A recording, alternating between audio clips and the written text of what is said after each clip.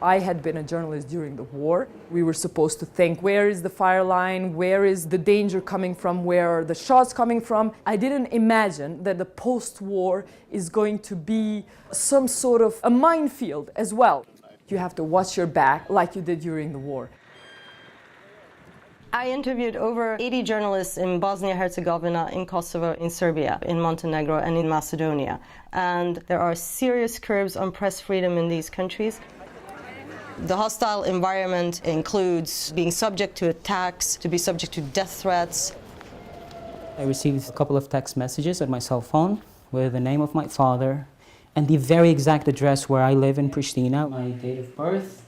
Artan Harashia has been doing a lot of work on mapping out radical Islamic groups. And as a result, he has been subject to a lot of death threats, and most of them have been issued via social media. You need your throat cut. This message said, if you don't remove the article within 3 days, there are going to be severe consequences involving your family as well. One of the problems that we're seeing is the weak state response to these attacks. I mean, he collected all of the evidence. There was ample enough information in the material that he handed over to the authorities for them to follow up on, and yet nothing has happened. There is an obligation to protect journalists from these types of crimes. Околу истражувачкото новинарство.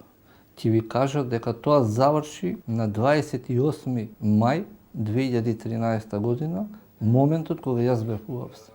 One of the most egregious examples of political interference is the case of Tomislav Kežarovski, a Macedonian investigative journalist who in 2013 was investigating the death of another journalist. He was arrested and brought up on trumped-up charges. Во нашиот дом упаднаа 15 маскирани лица, припадници на Министерството за внатрешни работи, вооружени со полна воена спрема.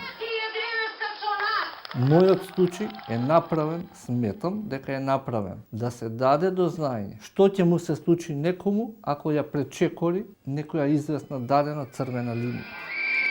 We also documented a number of cases where journalists are subjected to smear campaigns in pro-government media. This cartoon is published in the Daily, in that time owned by the state. They are actually saying that we are criminals, as a trash, as a garbage. And this is all part of a broader pattern which aims to try and silence these outlets, dragging journalists to court for all sorts of stories that they write on, to make sure that they can financially squeeze them through high fines and legal costs that they can't afford. That is actually the way how the authorities are trying to damage us financially. All these 4 countries, their primary goal is to join the European Union. But in order to join the European Union, there are certain criteria that states need to adhere to. One of those criteria is respect for freedom of expression, which includes respect for press freedom. All of us have one thing in common. We may have gone to war, we may still hate each other, the Balkan nations, but we have one thing in common. We are desperate to reform our countries, to change, to impress the EU. If the EU is serious about its own membership criteria, they should push to ensure the governments create a safe environment for journalists to be able to do their jobs as public watchdogs.